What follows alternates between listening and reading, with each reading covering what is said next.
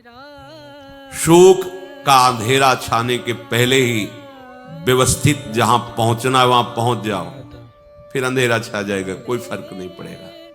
अभी आप यात्रा ही नहीं प्रारंभ किए हैं और अंधेरा आ गया तो मार्ग ढक जाएगा और जीवन व्यर्थ चला जाएगा। कुछ भी मत खाओ।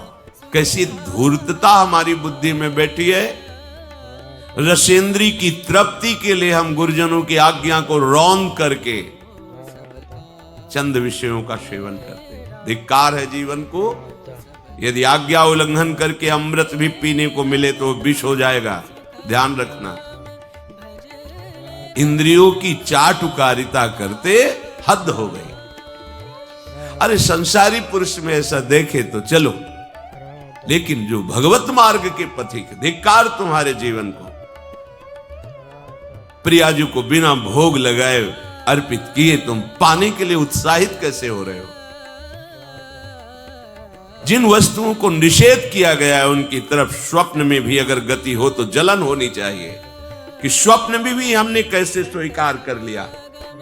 कभी कभी ऐसा लगता है कि भगवत प्राप्ति बहुत कठिन है, ये समझने वाले नहीं। मेढक को तौलने का अगर हमें आदेश मिले तो तौलना बहुत कठिन है। 5 रखो, 2 उधर चिटक के चले गए, उनको घसीटो तो 3 पहले वाले फिर उतर के चले। ऐसे है, सावधान हो जाओ। ये आज्ञा का उल्लंघन तुम्हारे लिए नारकी गति का काम करेगा। अगर आज्ञा है कि अमृत नहीं पीना तो मत पीना, नहीं वो विष हो जाएगा। और अगर आज्ञा है विष पी लीजिए तो गरल सुधा रिपु करहि मिताई, गोपद सिंधु अनल शीतलाई।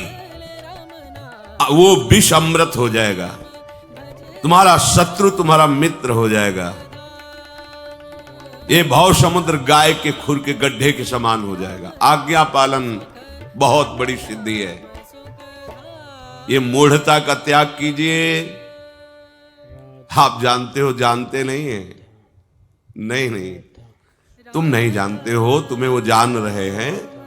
अगर तुम अपना आनंद चाहते हो, सुख चाहते हो तो आज्ञा पालन करो। इसी से देहाभिमान गलित होगा। तुम्हारी एक एक वृत्ति उस सर्वात्मा प्रभु बैठे देख रहा है और उन्हीं के रिझाने के लिए तो तुम्हें मानव देह मिली, भगवत मार्ग मिला।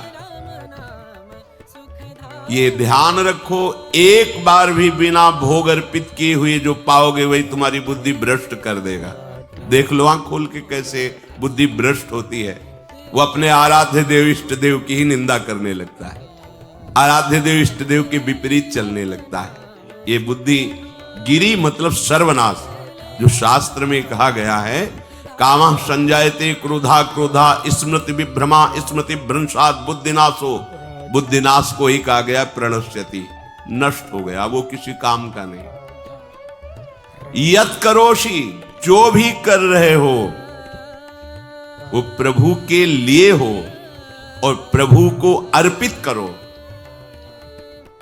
यदश्नाश, जो भी असन भोजन करते हो, जो भी तुम्हारी जिह्वा में जाए, अगर तुम इसी जन्म में भगवत प्राप्ति करना चाहते हो तो बिना भोग लगाए मत पाना, मान लीजिए। फिर कह रहे यज्जुहोषि, जो भी तुम हवन का तात्पर्य होता है भागवतिक कार्य करते हो वो प्रभु को अर्पित कर दो,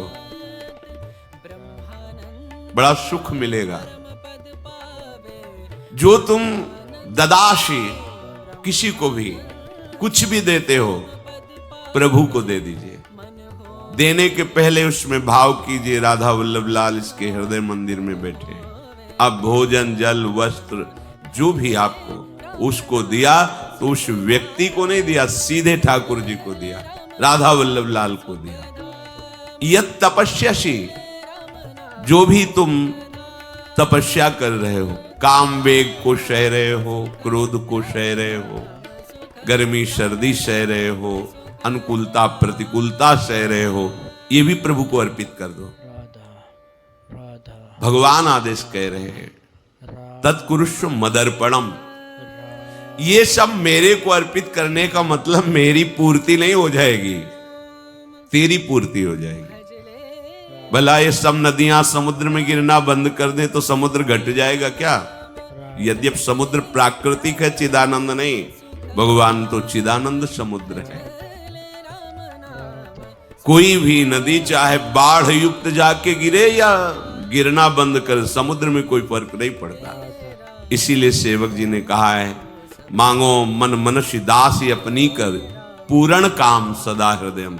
हे पूर्ण काम प्रभु, यद्यपि आपको मेरी जरूरत नहीं है, पर मैं अपने लिए मांग रहा हूं कि अपनी दासी बना लीजिए। मद भक्तो मईश्वरे सर्वज्ञे परम गुरु वासुदेवे समर्पित सर्वात्म भावः यत् पश्यति शृणोति स्पृशति वा सर्वमेव भगवान वासुदेवः इत्येवं गृहाविष्ट बुद्धिर मद भक्तः सन एतत् यथोक्तम सम्यक दर्शनम विज्ञाय मद भावाय मम भावो मद भावः परमात्म भावस्तस्मै परमात्म भावो योपपद्यते युज्यते घटते मोक्षम गच्छति। वेद कहता है, भगवान की वाणी, मद भक्तो, जो मेरा भक्त हो गया है।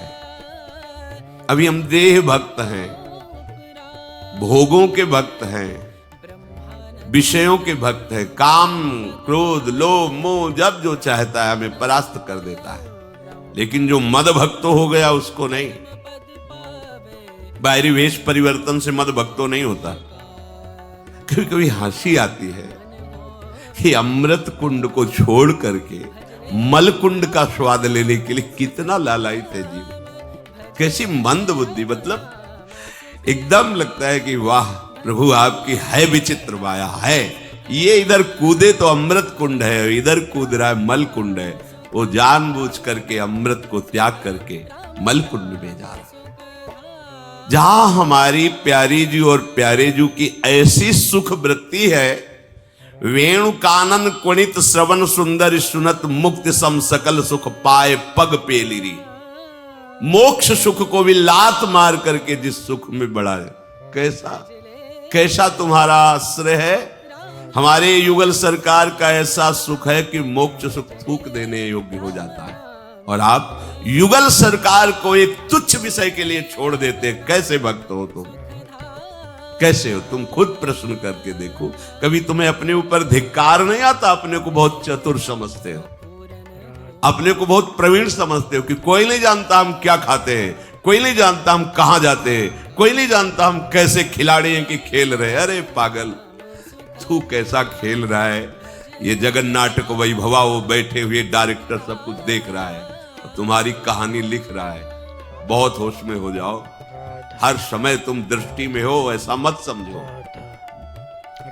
मद भक्तो मईश्वरे सर्वज्ञ, समझ मैं सर्वज्ञ हूं, मैं सब कुछ देख रहा हूं। परम गुरु, मैं गुरुओं का भी गुरु, परम गुरु हूं। भगवान बोल रहे, वो है वही परम। तो हेलो दोस्तों, कैसे हो आप सभी लोग? करना कुछ नहीं है, वीडियो को लाइक करके चैनल को सब्सक्राइब कर देना और कमेंट में एक प्यारा सा राधे राधे राधे नाम लिख के जरूर जाना। मिलते हैं नेक्स्ट